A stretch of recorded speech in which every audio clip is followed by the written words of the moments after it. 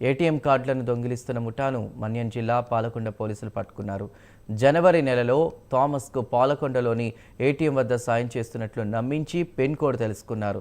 అనంతరం ఏకంగా 4,10,000 రూపాయలను దోచుకున్నారు. దీనిపై థామస్ ఫిర్యాదు చేయడంతో పోలీసులు ప్రత్యేక నిఘా పెట్టారు. తనిఖీలు చేపట్టి సీసీ ఫుటేజ్ ఆధారంగా ఇద్దరు దొంగలను గుర్తించినట్లు డీఎస్పీ రాంబాబు వివరించారు.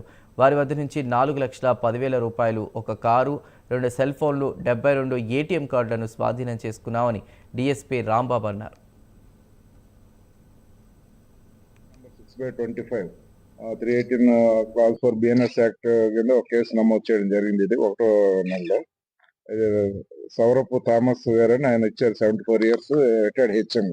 ఈయన ఏంటంటే ఏటీఎం దగ్గర కొంతమంది అంటే ఆయన కార్డు మార్చి వేరే కార్డు పెట్టేసి నేను ఏటీఎం విత్డ్రా చేయడానికి వెళ్ళినప్పుడు ఏటీఎం ఆపరేషన్స్ సరిగా చేయలేని పక్షంలో హెల్ప్ చేస్తారని చేసి ఒక వ్యక్తి కొంతమంది వ్యక్తులు ఇది చేశారు. నా కార్డు మార్చేసి పట్టుకుని వెళ్ళిపోయారు. తర్వాత దాంట్లో నుంచి నాకు అమౌంట్ అది కట్ అయిపోయిందని చెప్పి మనకు ఒక కంప్లైంట్ ఇవ్వడం జరిగింది.